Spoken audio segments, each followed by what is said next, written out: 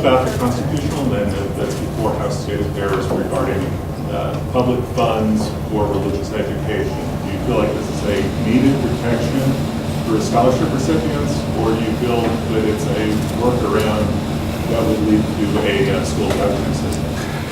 Generally, Kevin, I am very, very cautious about fussing with the Constitution. Time to time, there's a need. But there's never been any confusion about that, as far as I'm concerned. You know, maybe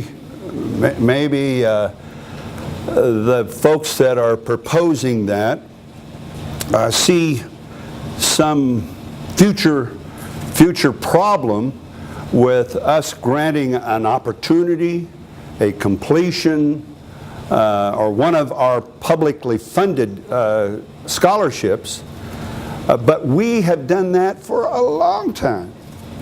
I would tell you right now, when I first became governor, my first governor's cup was $600,000.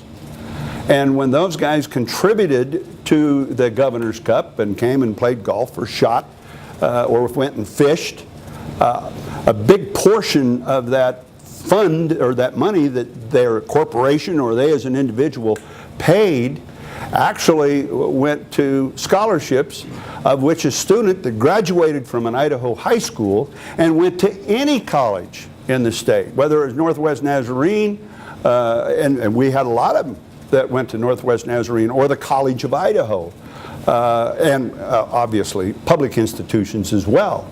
And there's never been a challenge. And they say, well, what's the nexus? Well, most of those donations, above and beyond the food they ate and the golf they played, or whatever the costs were for those were tax deductible. All those extra funds they paid, if it cost in goods and services for a $2,500 seat at the golf table or at the Governor's Cup table, probably you know, $700 or $800 in costs. All the rest of that money, all of that was tax deductible, and so it did come off of the tax rolls. So, you know, I think they're probably picking at a sore, or picking at an old scar, and they're going to make it a sore if they're not careful.